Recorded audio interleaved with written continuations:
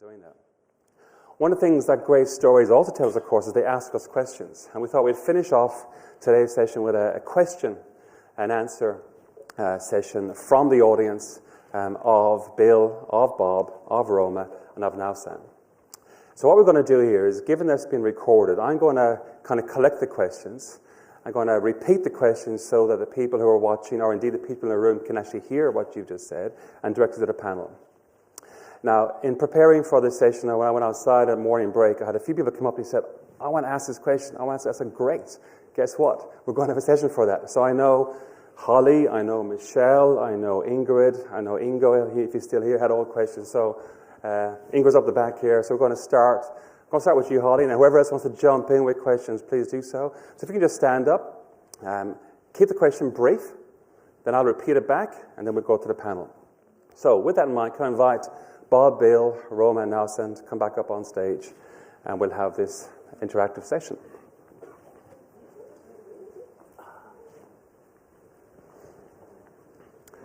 So Holly, I'm going to start with you in 1 second, when everyone's ready. And I'm going to jump to Ingrid up the corner, and then whoever else wants to jump in with questions, please do so. So Holly.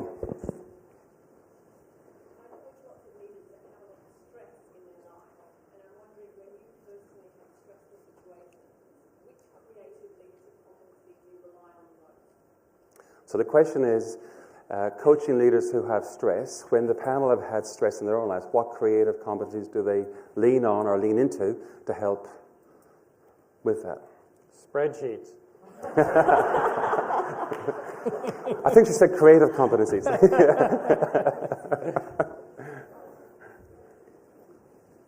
What do you do, Bob?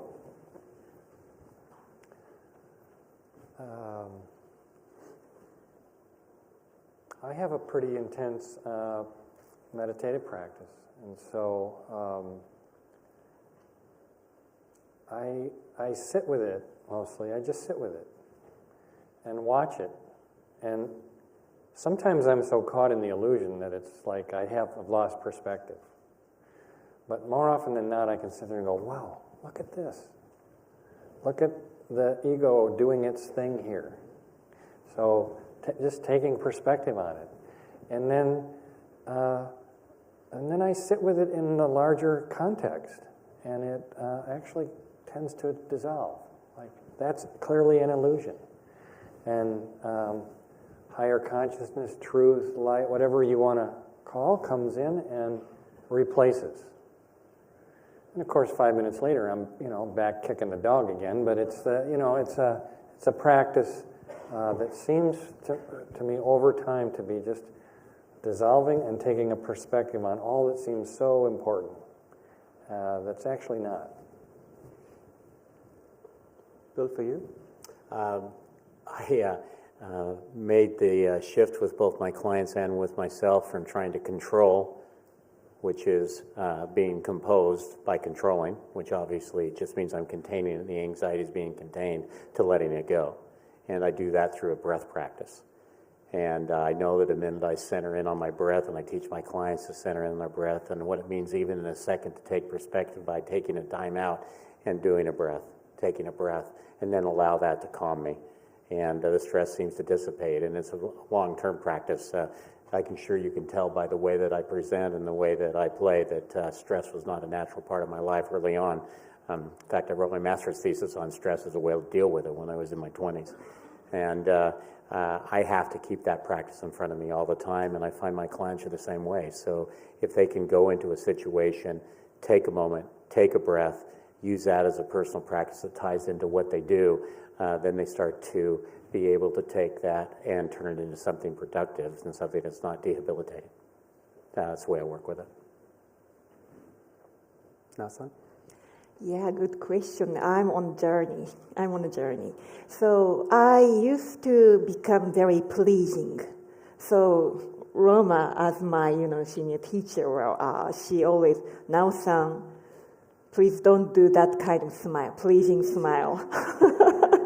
And that was my default. But when there is some under pressure. There is some pressure, and I felt like, oh, I'm going to do E. I notice what I try to notice what is happening. Something different is happening in my body. First awareness. Then, as they say, I take breath and try to connect what is desire underneath.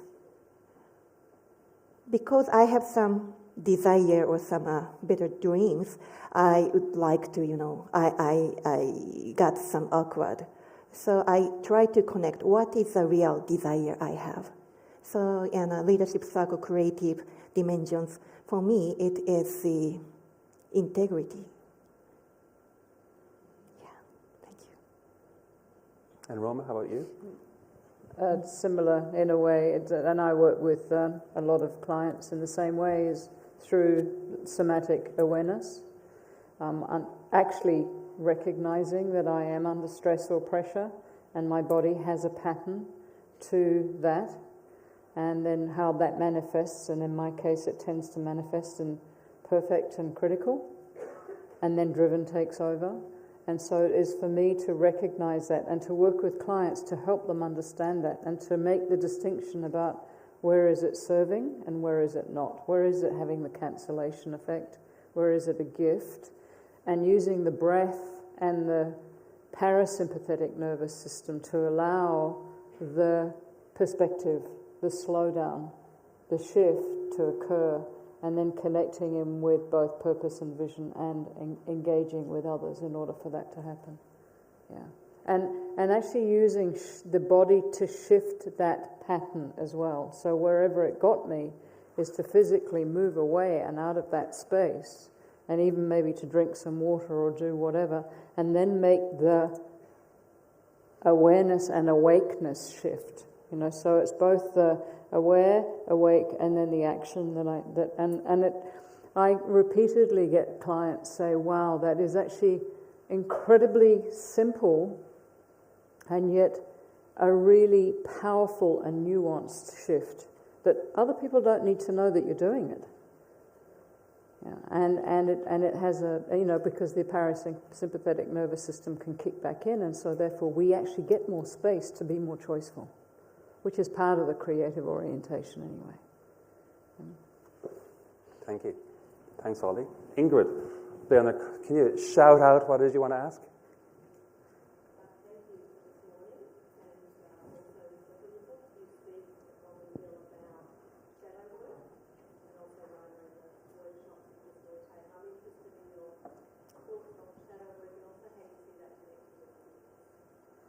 So the question Ingrid is asking is around shadow work. How do you use it, and what's the connection between that and gifts?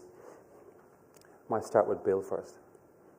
Well, the work on shadow for me is recognizing what it is that someone else has in them that I actually have in myself, and often on the shadow work it comes up in something that I'm actually disowning or being irritated about or bothered or in some cases even angry. And so I know underneath that is a shadow. So if I can get that recognition of those things that are bothering me in relationship or about someone else and turn the you to the I, then I'm deeply into working shadow pretty much all the time, either on self or on others. And it's a simple practice for me. I don't like to make it a more complex practice than that. That's the first element of it. The second element of it is to own it versus disown it. So the tendency I have with shadow, we all have with shadow, is that we push it away and we don't want to own it. We want to pretend that it's not there versus integrating and pulling in. I am the same thing that I want to disown or do away. It is in me. And that's the integration work. So those are the two that I play together. Having those conversations when it comes up with a client, I have one right now. I have to be careful on what I don't say here and talk about, but I've got two CEOs, co-CEOs that have been together for 30 years. They've been together for 30 years. They founded this organization with one other CEO. There was three of them, all three iconic leaders. And one of the CEOs just got his feedback. And in that feedback, he had pages and pages and pages of open-ended comments They're two very different people, almost as different as you would expect in the reactive and creative in exactly the way it shows up. What's happened in that relationship is the CEO who has been projecting all of what he was seeing on the other CEO. In 30 years of relationship, we're talking a long-term relationship, all of a sudden realizes that it's the same thing he has in himself. And so their conversation now's come full circle to the point where they're actually having a conversation around not just you, but me and us. And what does that mean in the way that we lead this organization for the rest of our time together? So it's fascinating to be able to get under that and play with it. For me, it's a really disowned opposite part of me, part of myself I really would rather not face.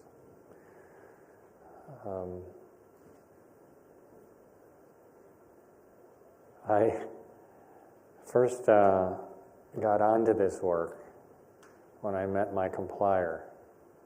I want everybody to like me. And I don't want to lead. That's a catch-22. And that's core. That's a core, like pleaser's kind of like core identity. I think of that as kind of my first layer.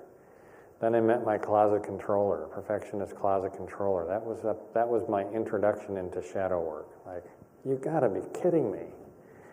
I'm as controlling as all these jerks I've been trying to fix. No, he actually said, I'm as controlling as Bill. Well, that was later, right? Oh, yeah, that was Roma. I was looking at Roma. I forgot. Then, as I mentioned, I got my feedback. It was high in arrogance, and the arrogance in me would go, yeah, I knew that. I know I'm a little arrogant, but really. And that was the first hour. Frankly, I made a choice to dive in. Yeah. And it kicked my ass. I don't want to get into the whole story of it, but it's been a fierce year for me. And when it really moved, I threw up.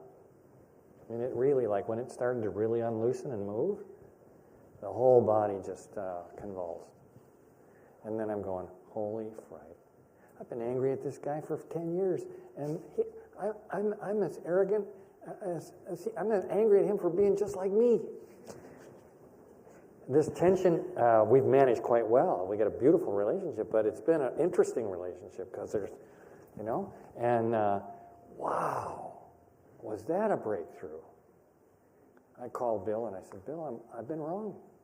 I've been wrong for 10 years. Let's talk. And so that kind of deeply disowned, not me, not me, not me, only to realize, wow. And I do think the work on shadow, when we really dive in, it's bottomless. So we are the entire spectrum that we see in the world. The light, the dark, the good, the bad, the inner terrorist, and the swan and the clumsy living, We are that full bandwidth. How much of it we can actually go in and embrace and reach and meet with compassion to where you get to the point where you go, wow, he's just like me. Game over.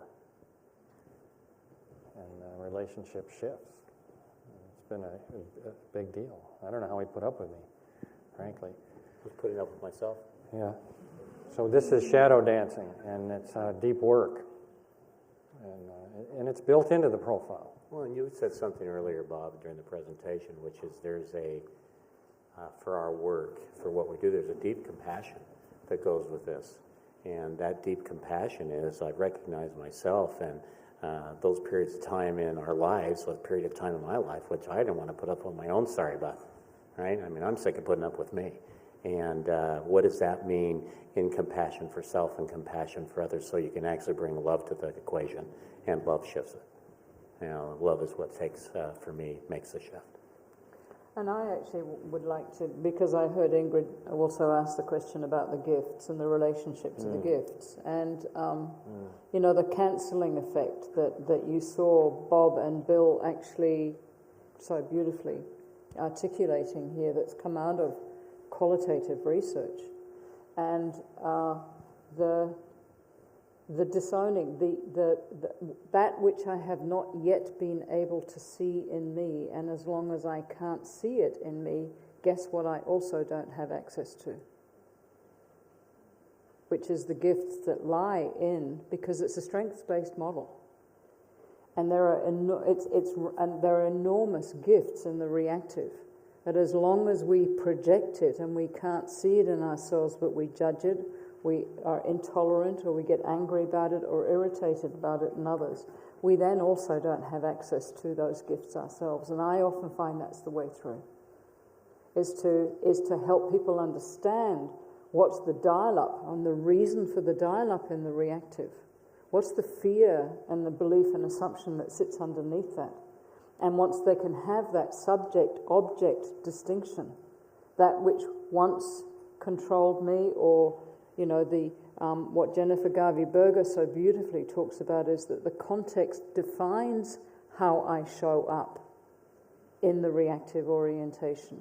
And when we can have that subject-object shift, I can then suddenly see that which once defined me now becomes an object of my reflection, including the shadow.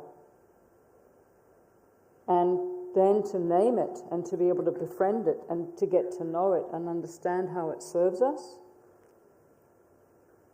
That's the way that I help people, and indeed help myself, through claiming the gift that sits there. But it's a dial up as well as a claiming and a harvesting and allowing the flourishing to actually occur. And therefore, and for me, it's lifelong work. Yeah. Thank you. Before I go to Narsan, whoever wants to get ready for the next question, just stand up and have your hands ready so I can come to you. Any comment there, Narsan? Yeah, everything was well said by the three person, and I have a little bit different perspective in addition to the personal development. So the gift, especially for the shadow, especially dark shadows. Well, that is some quality you can't stand, but we project it to others, right? And it is quite, how can I say, it's the beyond the creative status. So it's quite challenging for me at this level. But if I am very upset, or for example, my colleague's behavior is quite annoying to me, well, I start to think about, this is the gift that our team has. Well, I can't own that gift yet, but he or she owns the gift for the sake of this team. That perspective I started to try. This is actually from the systemic perspective. So this is my starting point to work with my shadow. Mm-hmm. Thank you. Yeah. Second row. Stages of adult development are a relatively new concept in leadership development. I'm wondering what development practices you are finding are having the best outcomes in terms of accelerating movement through stages.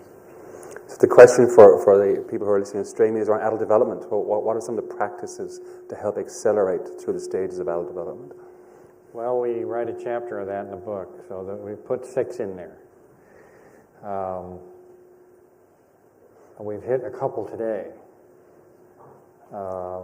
Nao-san did a really nice job of what really matters to you. And so the later stages are self-authoring, where you're actually authored by what matters to you. So a core practice is around discerning purpose and taking that question seriously. What am I really here for? What really matters? Translating that into vision. What do I really want to create now? And it's never done. I finished a book. We finished a book. But for me, it was a 30-year completion in the sense of some of the stuff on the profile. And so, now what? And so that's, again, I'm back into, well, who am I going to be when I grow up? what really matters now? And then you just talked about what's underneath the risk that I feel, the fear, the self-doubt. How do I get practiced at seeing through that?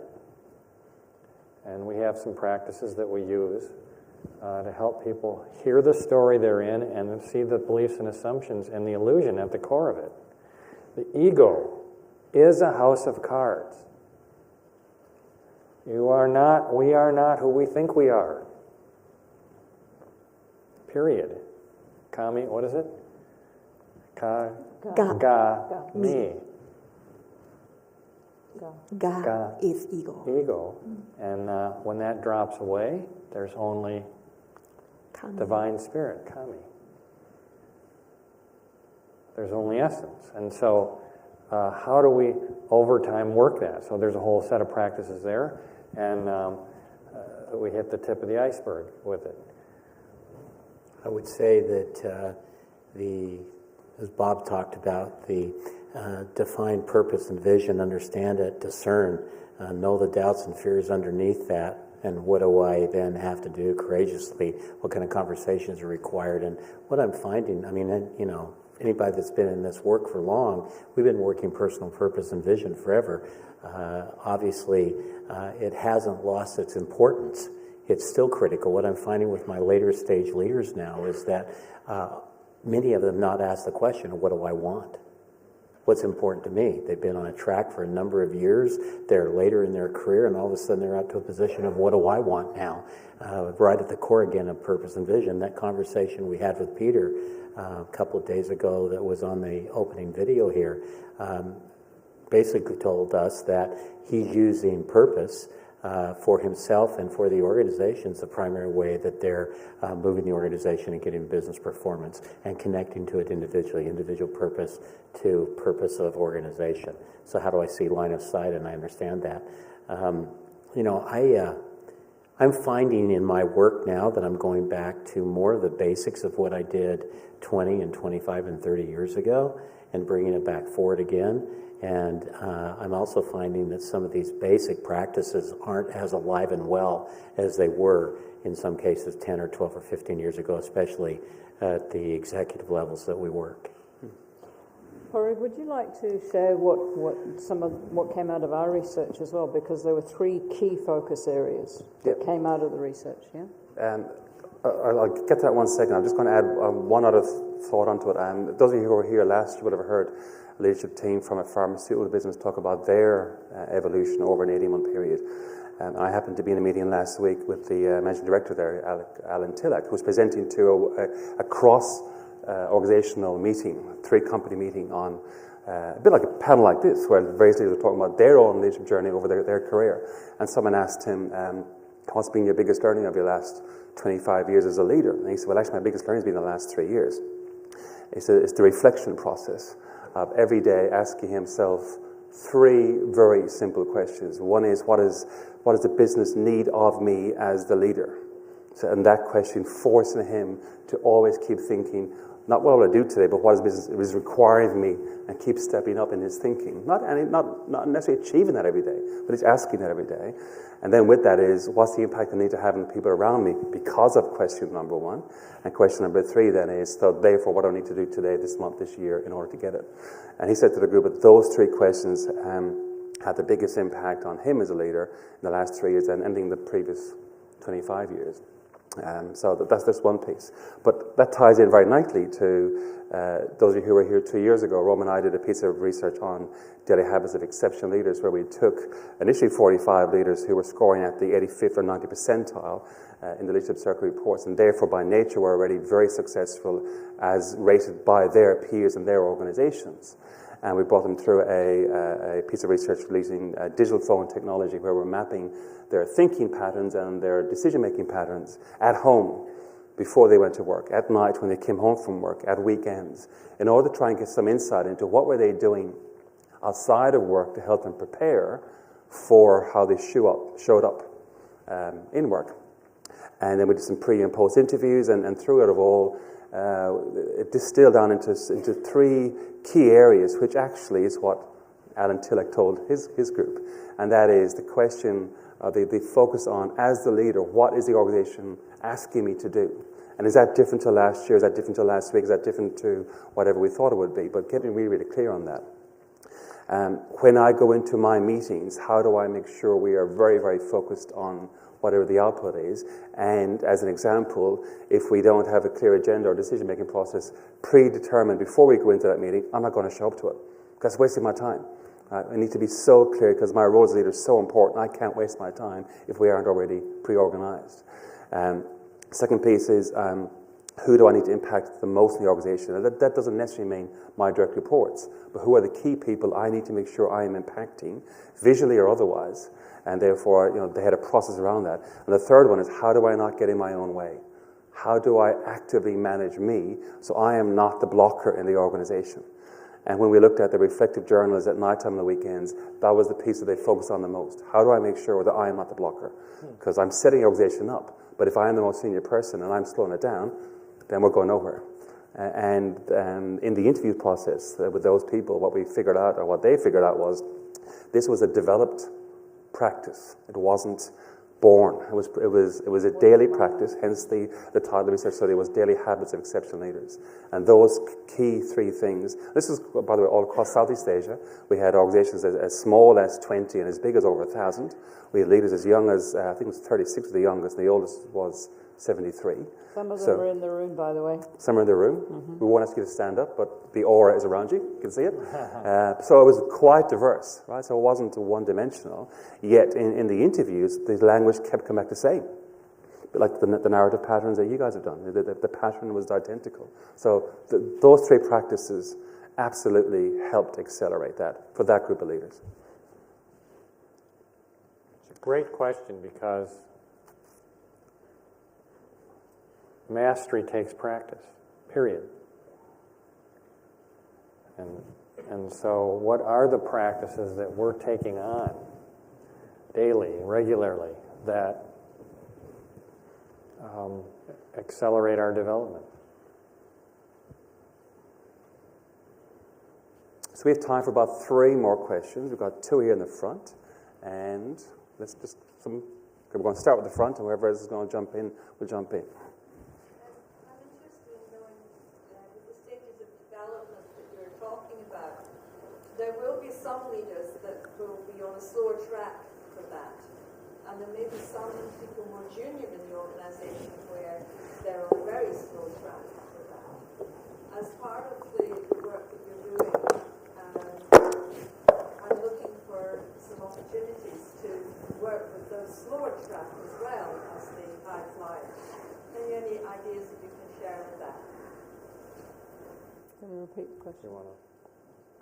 So when you have leaders at different paces of development, senior or junior, and that might get in its way, of course.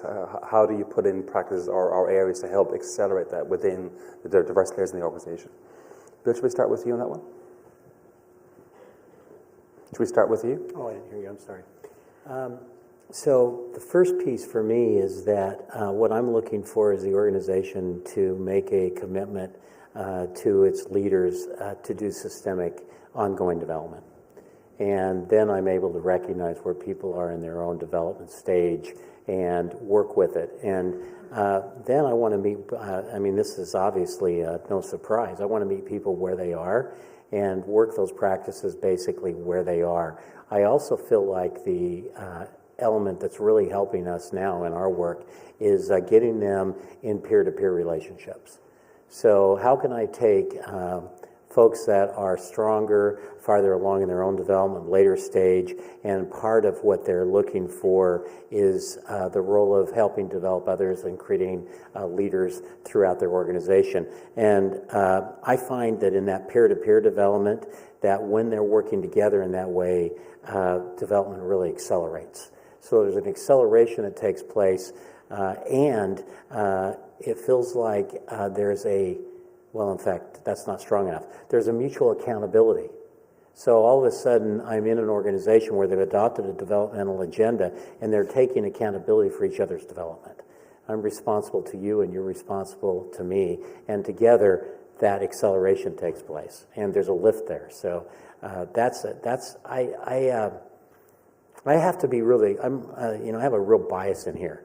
The stages development work, as much as I appreciate it and understand it, I think it's really important to be careful that it doesn't become a way to label people.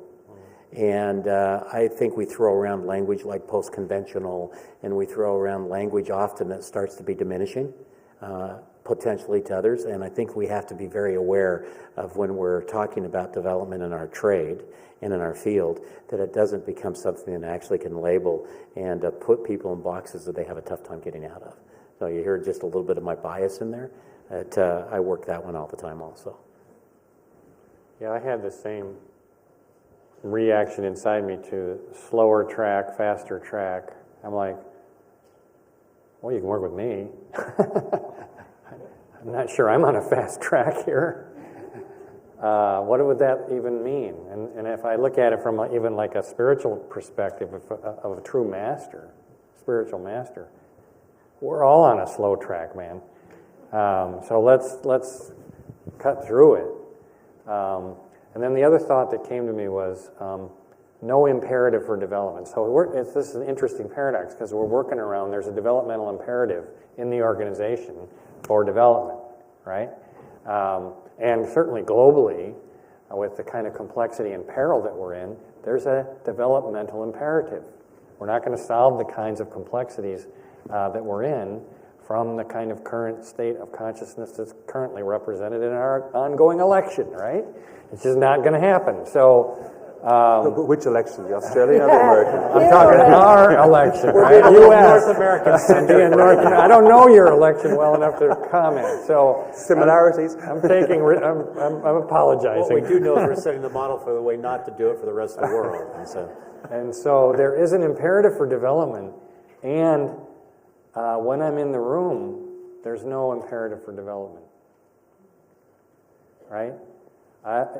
Who am I to say in your life or this lifetime or the life of your soul that this is a moment where something should happen at all? So who's on a fast track? There are moments where the actual developmental work is to inhabit the territory of the stage I'm in. It's not one of these moves like this, which are really juicy and we think, oh, development's happening.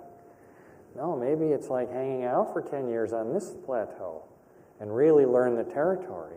And that's exactly what's needed. So how am I good support for what might look like not on a fast track? But who am I to know?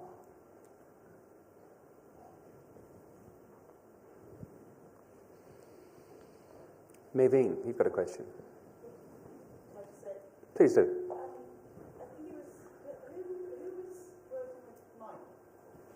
That would have been Bill. Yeah. So, it's related to what some of the other questions, I guess. But he saw his profile, he wasn't happy, and then he turned it around. But what practices was he putting into place? Because it sounded like he did some of his own stuff with the company. But there's one thing to see that and to see, yes, from this I can clearly see it would have a big impact if I could shift these over. But what did he do, like on a daily basis with that kind of thing? About 2 years ago, that made that shift for you? So the first thing that I would say made the biggest difference, I think Mike would say this, is that Honda had been very, very clear in North America that they were going to adopt a systemic developmental agenda. Apologize for that jargon. I think it probably makes plenty of sense to all of you. I wouldn't use that, by the way, in the language I talked to CEO about. And they adopted it. A year-long process that they merged everyone in. Mike was part of one of those cohorts, and that cohort got together for a 5-day deep immersion process. Part of that process was a real awareness piece around the leadership circle profile, debrief of that, and then for a year's period of time, they would get together in those cohorts and go over a specific piece of content. What were their development needs? What were their key takeaways, and what do they want to work on? And then what he did is he just adopted it all very personally over that year's period of time and made the decision that he was going to apply it to himself next level out. And the way that he was going to do that was by taking on that same thing with the rest of his team. So how is it I get them in that process and provide that here within the plant? And then what's going to be required for me to get this entire and extended leadership team? And I'm going to become the chief development person in that. And I'm going to incorporate or instill feedback as an ongoing part of what we do. So it's not practical for me to do an ongoing 360 review, although I can do that, but it is practical for me to institutionalize in the way we work together to give each other feedback. Feedback became a critical part of it. Next level out, 2.5, 2012, 2014. Last conversation I had with him during that period of time, he said, I get it now. He said, done a really good job on this, working on the development side. Now what I have to do is help me and help my leaders learn to win both hearts and minds. That means we've got to bring love into the organization. How are we going to actually instill love in this organization? In this hardcore manufacturing plant in the U.S., southern United States, on the Georgia-Alabama border. And so Mike's just turned it into a practice.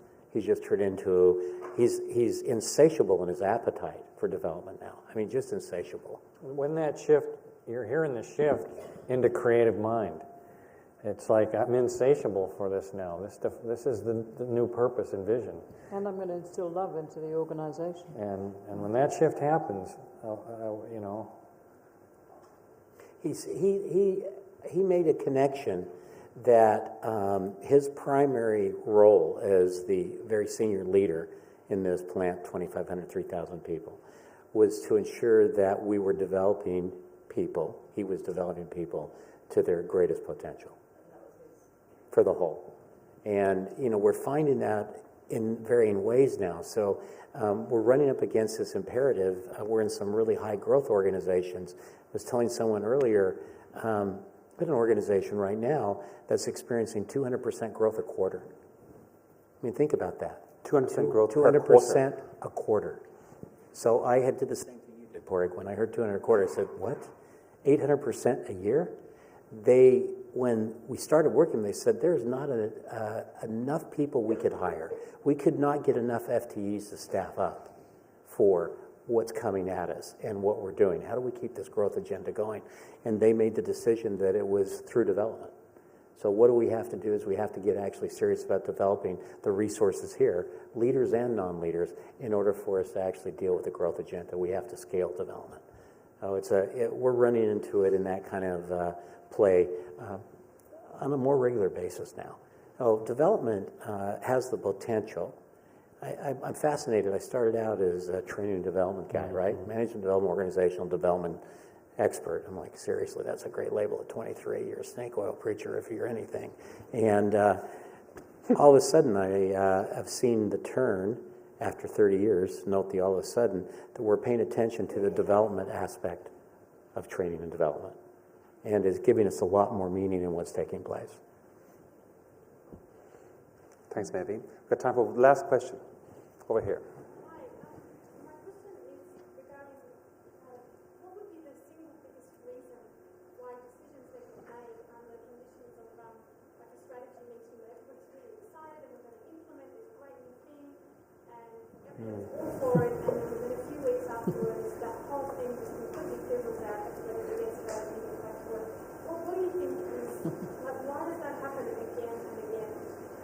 So the question is, during an example as a strategy meeting, when the strategy is being developed and everyone agrees on it, what causes that just to fall apart or to fizzle out within a few weeks? Well, a couple thoughts. That's reactive structure. That's how it works. And what I mean by that is we often, leaders especially, we sponsor change. Unlike Mike, who sponsors change but says, I have to lead it and I have to do most of the changing. That's very different than how it typically happens. We sponsor change not noticing that the very thing, this is shadow, we talked about shadow, it's not out there. The dysfunctional culture or the stuff we're trying to change is not out there, it's in here. And if that doesn't happen, where I say, okay, this is me that has to change. The whole dynamic, what's working, what's not working, is in here. Then it's got a short shelf life. You know, I love the question. So the minute you ask the question, here's the thought process the thoughts that came into my brain. One of the first things that I notice that we talk about is we've got to face reality in order for us to actually take on something we declared for. And often what we'd much rather do is ramp up our delusions. So I know personally, I often prefer the choice of ramping up my delusions rather than facing reality. And that's a difficult step for strategy work. So we have a client right now that's made the decision that they're going to go out of being primarily commercial into commercial and consumer. So they're making a shift from commercial to commercial and consumer. The reality that exists in there right now is they don't have the internal capability to make that shift. And facing that and saying, you know, we don't have the internal capability or the capacity, and therefore we need to build it in order to make the strategic shift is really big for them. The second piece of that for me is that as much as, you know, I would believe that sometimes I tend away from it, is I think about it from a leadership process standpoint, consciousness and competence. Consciousness and competence we've talked a lot about. The majority of our entry to get this work done is through leadership process, which is what are the disciplines that we put in place to ensure that we're going to follow through as a leadership team on what we declared for and what we're going to make, and then how are we going to hold ourselves accountable to that. And then when we're going to call ourselves, I look at it as a true-up process if we're not doing it versus 3 weeks later saying, well, we'll have another strategy session about a year from now. My guess is we covered the same stuff with no progress made. It reminds me of one of the best CEOs I've ever worked with. When he talked about, he was in innovation for about 6 weeks. He goes, I want us to go from here to here, and I want to move our delusion sessions into strategy sessions. He goes, what do you mean? I said, well, up to now it's been pretty delusional because we've done nothing you said you would do. So let's now talk about what we will do. What we will do is finish up the question and answer session here. It's just exactly 1:05. I want to thank the four of you for contributing and sharing your insights and your wisdoms. Thank you for the four of you. Thanks very much. Thank you. Yeah.